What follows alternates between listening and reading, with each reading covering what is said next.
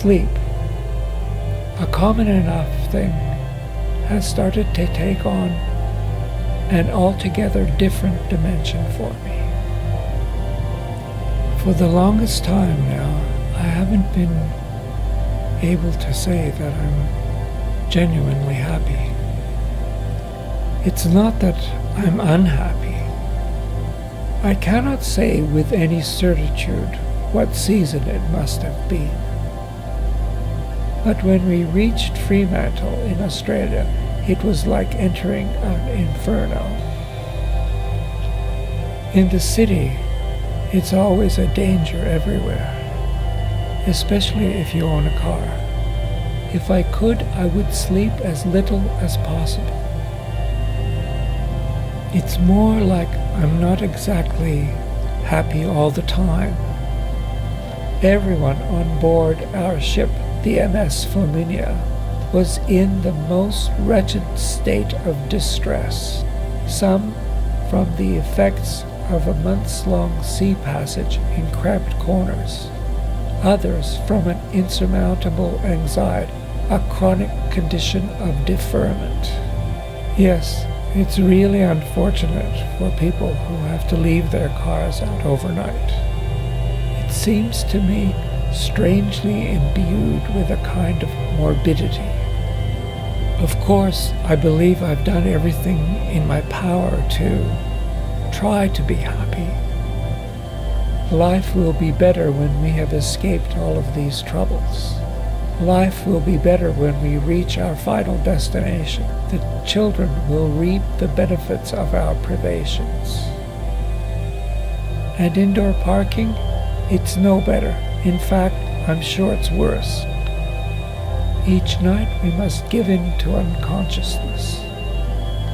I try to eat right, fruits, vegetables, and that kind of thing. Like rats, some passengers had bolted to leave the confines of the Flaminia, to spend a few meager hours in a port they knew nothing about except that it was on the edge of a massive desert.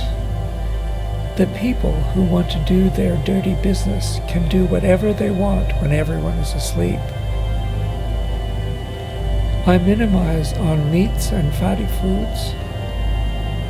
I exercise, mixing strength workouts with yoga, but this meant nothing to them. Slash tires, break windows, steal all the valuables that were so foolishly left behind.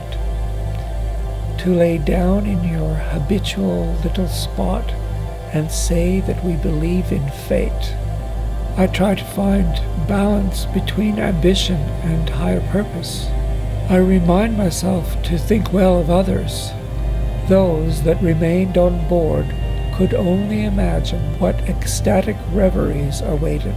The criminal element can sneak around with even more freedom. I bathe daily and maintain my outward appearance.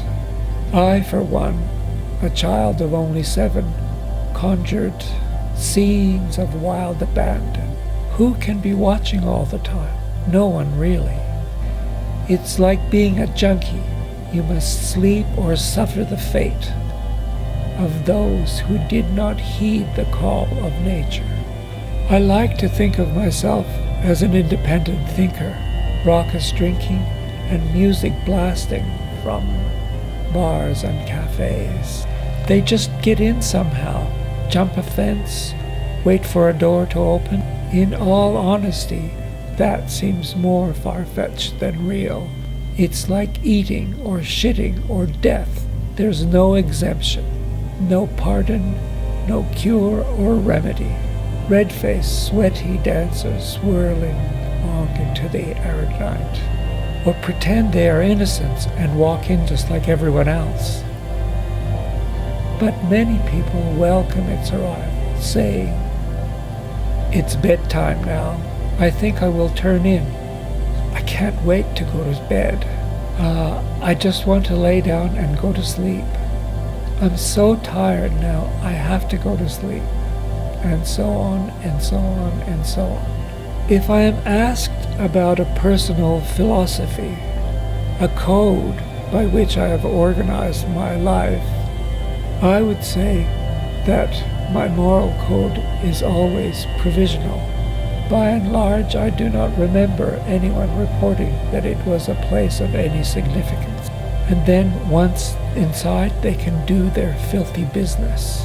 What is repulsive to me is that these forces of nature rob us of our own free will.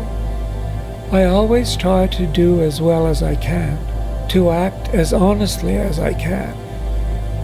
I try to avoid external forces that would undermine my sense of the truth. The port of Fremantle, as it turned out, comprised of nothing more than a complex of industrial buildings and railway yards, slashing, breaking, stealing. How many times have you wanted to do something that grabbed your attention, but at some point you simply can't go on? I was on the street one day walking when in front of me a man dropped $60. I picked it up and for a while ran after him. He moved so quickly that I lost him. The town proper, located a few miles inland from the quay, would have been a rather staid collection of low-rise colonial buildings on narrow streets.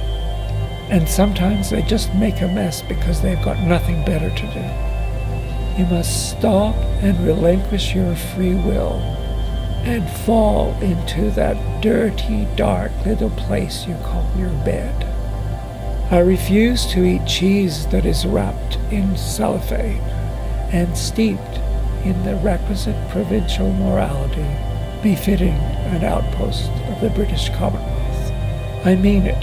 It's disgusting, and it only shows you just how far we've fallen. That little slimy, stinky rat's nest of soiled and smoldering bedding, and give yourself over to that most repugnant and all-encompassing habit of sleep. Practically all soaps and shampoos that I use have to be organic in nature. My clothing, likewise, is all either cotton or wool. The internal dynamics of my home are organized around the principles of Feng Shui.